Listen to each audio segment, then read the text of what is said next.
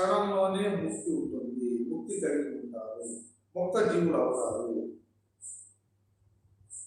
అన్నీ నీవే, అంతటా నీవే, అనంతం నీవే, అఖండం నీవే. 3 అన్నీ నీవే, అంతటా నీవే, అనంతం నీవే, అఖండం నీవే అనేటువంటి 4 మహావాక్యాలు.